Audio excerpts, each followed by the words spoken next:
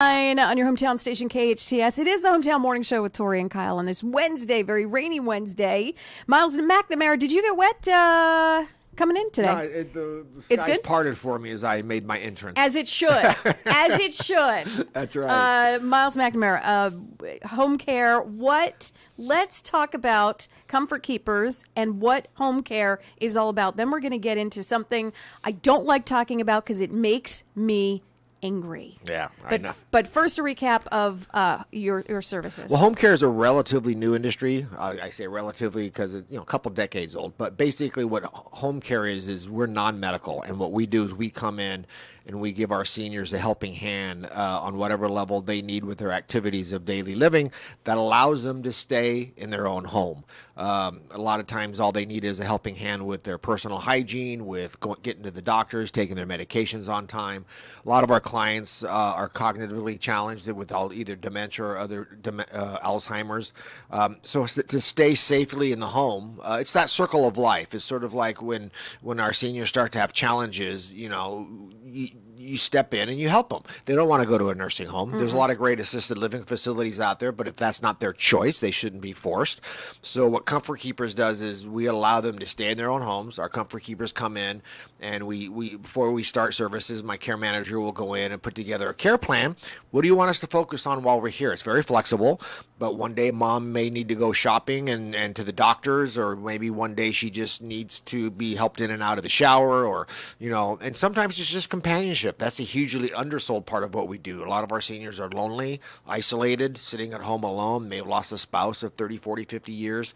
So we come in on a non-medical level as opposed to home health, where a nurse comes in for a very short period of time. They'll do whatever, wound care, vitals, whatever, and then they're gone. But then mom and dad are sitting there, needing a helping hand with other aspects of their daily living. Absolutely. You've been part of the community for what, like 18 years? 18 plus years, yeah. And then I opened my Encino office about 5 years ago. So, and you're located right here on Lyons? Yeah. Next to? Docks Inn. The landmark of Newhall. I love setting you up on that. Yeah. Let's talk about something that really, we have to talk about it, but I have to be honest, Myles, it makes me so angry that this is happening and continues to happen. Scams. Yeah. And, I wanted to focus on seniors, but my goodness, they're getting so clever and good out there. I mean, people of all ages are falling for them, especially on the internet, but especially our seniors who are now just kind of putting their toes in the water of working on computers and the internet, and really, they're blossoming. That's the largest growing demographic, and the sophistication of what these scammers do. I mean, you'll get an email and it has the exact logo of your bank. It'll have, everything looks so official, and it gives them a link to click here because there's been fraud, detected in your account, or whatever. So people are clicking on that link. And then at that point, it might have been too late. You may have given up some, access to your own computer from a backlink, so to speak. But now they're asked to put in personal information. And never. It's the same thing when they say the IRS is on the phone. Like the IRS says, they'll call you. They will send you mail correspondence. The IRS does not call you. Right. And it's the same with your bank. They will either send you something in the mail, or even if they call, don't fall for the scam. I've been called at my office from, it seems so legit, from the power company that I was about to have my power turned off for lack of payment. And of course, when I could prove I paid my bill, they said, well, let's go ahead and pay it to make sure.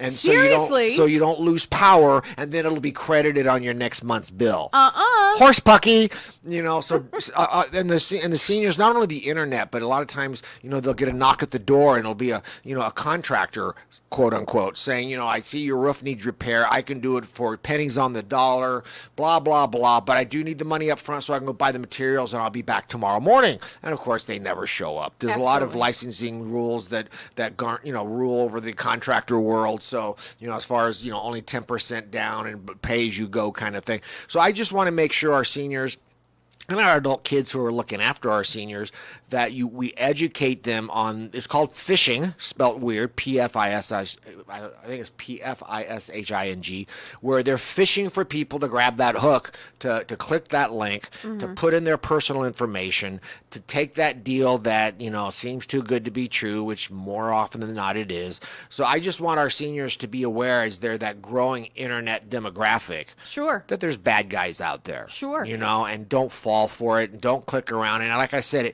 it'll look they're smart, they're sophisticated. It will look exactly like your bank's logo. It will look exactly like all the things that you're dealing with. I mean, there's even one that's so far-fetched where they're getting phone calls with a female or male voice saying, "Grandma, this is you," and they have the grandson's name or the granddaughter's name, and they're in a jail. Like, I went vacation in Cabo and they've arrested me, but I need money. Don't tell mom. Just wire the money to this. They're getting so clever. They're doing it, and I think. Baby boomers probably were the first generation to kind of get onto the computers. And I think for the most part, we're wise to it. I did get a phone call myself, a personal phone call. And if I don't recognize the number, it goes right to voicemail. Right. I have to, I don't just answer. But when I did go back to the voicemail, it was a female voice, sounded very official, that said there was a warrant out for my arrest if I did not call the IRS and pay back taxes. And right away, I knew that it was, a scam of some kind, and you can, tell the authorities or whatever. But it was a very official, even for me, and I know better, and I don't have any issues with, senility or any of that.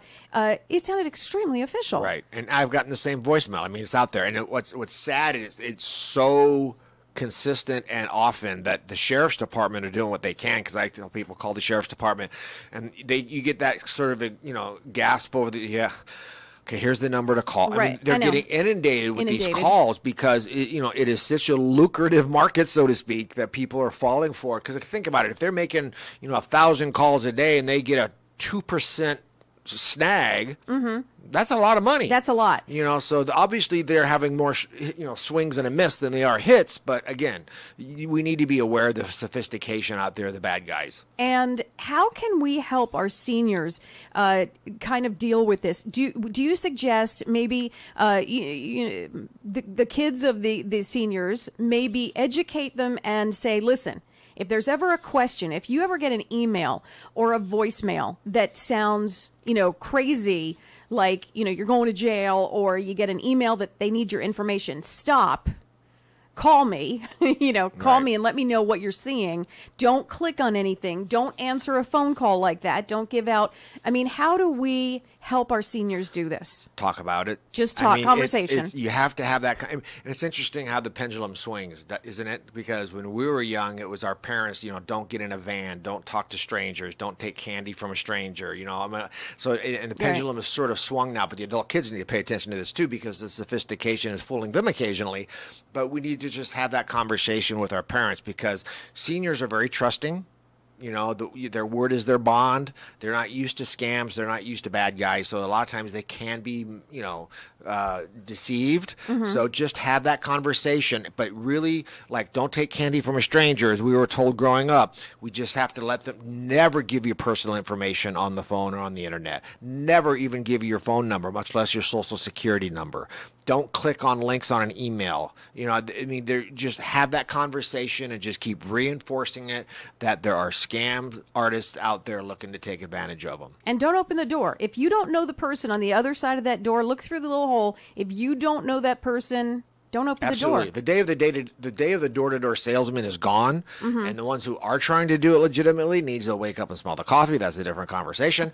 But nobody's coming to your door to sell encyclopedias anymore. Right. It's not going to end well. If you have a stranger knocking at your door, the outcome's going to always be detrimental more often than it's going to be positive. Not only scamming, but they could push their way through. Absolutely. I mean, it's not a good scenario. Do not open the door. Look through and if you're not expecting anyone, make sure you know that, son, daughter, friend is coming over. Yeah. Just be, conversation is what it's all about. But the bottom line is, have that conversation and don't give anything, even your name.